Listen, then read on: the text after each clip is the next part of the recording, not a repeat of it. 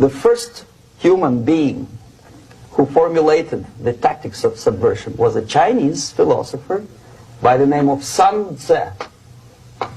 And he said, after long meditation, that to implement state policy in a warlike manner, it's the most counterproductive, barbaric, and inefficient to fight on a battlefield.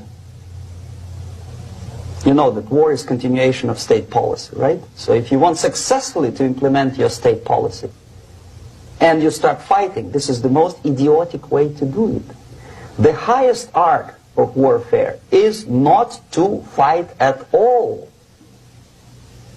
but to subvert anything of value in the country of your enemy, until such time that the perception of reality of your enemy is screwed up to such an extent that he does not perceive you as an enemy, and that your system, your civilization, and your ambitions look to your enemy as an alternative, if not desirable, then at least feasible.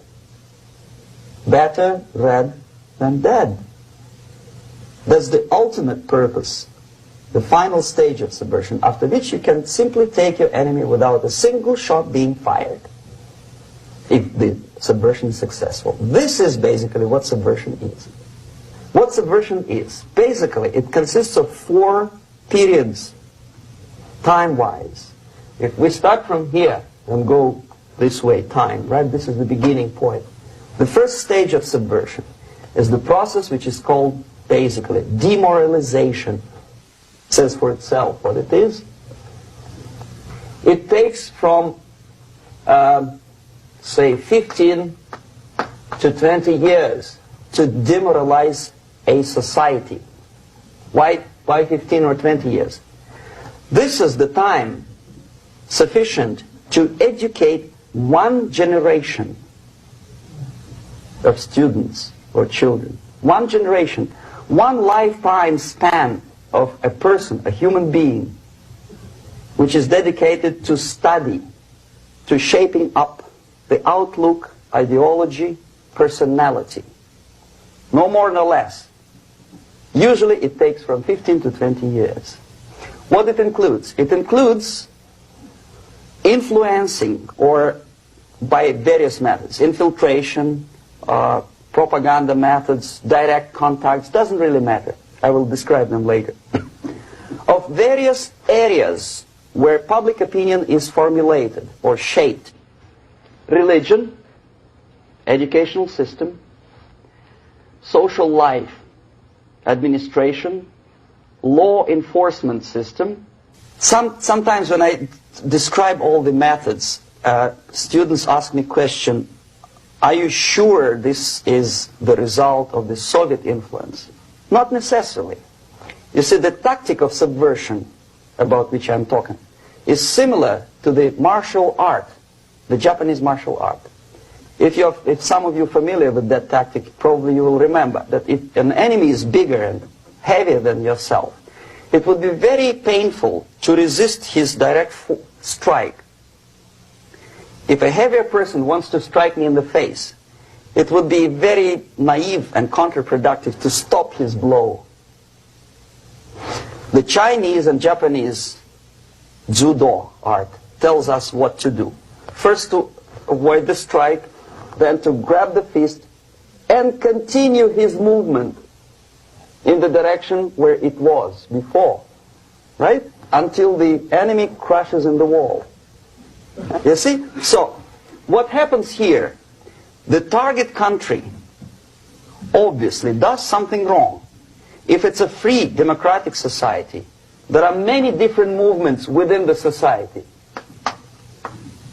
There are obviously, in every society, there are people who are against this society. They may be simple criminals, ideologically in disagreement with the state policy, conscientious enemies, simply psychotic personalities who are against anything.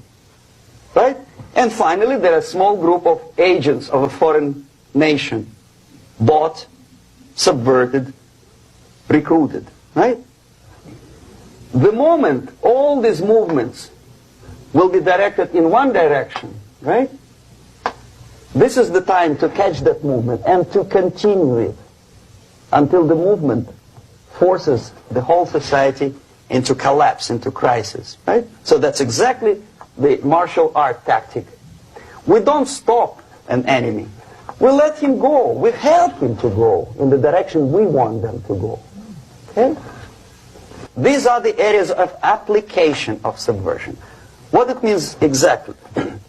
In case of religion, destroy it, ridicule it, replace it with various sects, cults, which bring people's attention, faith, whether it is naive, primitive, doesn't really matter. As long as the basically accepted religious dogma is being slowly eroded and taken away from the supreme purpose of religion, to keep people in touch with the supreme being, that serves the purpose. Therefore, replace it, accepted, respected religious organizations with fake organizations. Distract people's attention from the real faith and attract them to various different faiths. Education. Distract them from learning something which is constructive, pragmatic, efficient. Instead of mathematics, physics, foreign languages, chemistry, teach them history of urban warfare, natural food, home economy, your sexuality, anything, as long as it takes you away. Okay? Social life. Replace traditionally established institutions and organizations with fake organizations. Take away the initiative from people. Take away the responsibility from naturally established links between individuals, group of individuals, and society at large, and replace them with artificially, bureaucratically controlled bodies. Instead of social life and friendship between neighbors, establish social workers institutions. People who are on payroll of whom? Society? No. Bureaucracy. Power structure. Okay. The natural bodies of administration, which are traditionally either elected by people at large or appointed by elected leaders of society, are being actively substituted by artificial bodies. The bodies of people, groups of people, whom nobody elected. Never. As a matter of fact, most of the people don't like them at all, and yet they exist. One of such group is media. Who elected them? How come they have so much power? Almost monopolistic power on your mind. They can rape your mind. But who elected them? How come they have a nerve to decide what is good and what is bad for the elected by you, president, and his administration? Who the hell are they? Power structure slowly is eroded by the bodies and groups of people who do not have neither qualification nor the will of people to keep them in power, and yet they do have power. The next step is destabilization.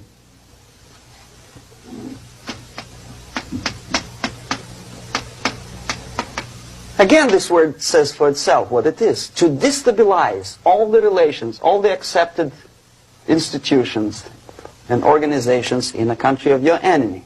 How you do it? You don't have to send a battalion of KGB agents to blow up bridges. No. You let them do it themselves.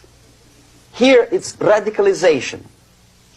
On the stage of destabilization, we cannot come to compromise even within a family. The husband and wife couldn't figure out which is better. Husband wants his kids to eat at the table, and wife wants a child to roam around the room and drop food all over the floor. They cannot come to compromise unless they start a fight.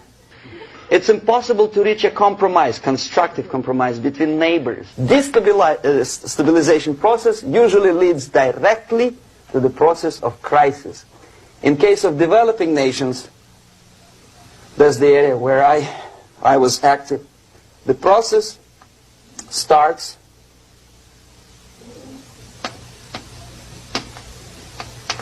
when the legitimate bodies of power, the social structure collapse, it cannot function anymore. So instead, we have artificial body injected into society, such as non-elected committees.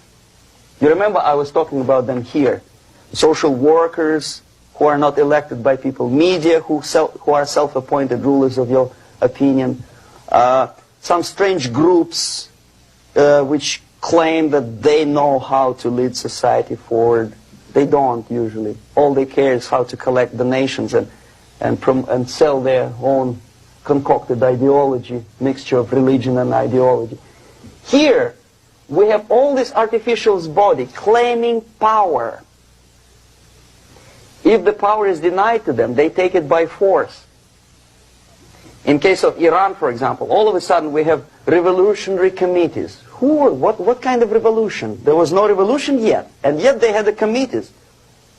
They were taking power of judgment. They had the power of execution, they had the power of legislation, and that they had the power of judicial.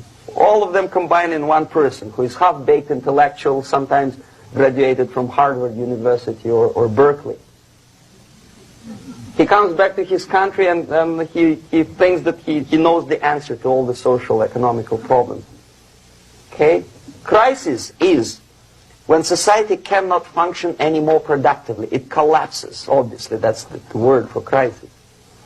Could be stopped right here, both as an expert and as an import. And that takes one step, one very important thing to do. You don't have to expel all the KGB agents from Washington, D.C. The most difficult and at the same time the simplest answer to the subversion is to start it here and even before, by bringing back the society to religion, something that you cannot touch and eat and put on yourself, but something that rules society and makes it move and preserve it. So the answer to ideological subversion, strangely enough, is very simple. You don't have to shoot people, you don't have to aim missiles and Pershings and cruise missiles at Andropov's headquarters. You simply have to have faith and prevent subversion. In other words, not to be a victim of subversion. Don't try to be a person who in judo is trying to smash your enemy and being caught by your hand. Don't strike like that. Strike with the power of your spirit and moral superiority. If you don't have that power, it's high time to develop it. And that's the only answer.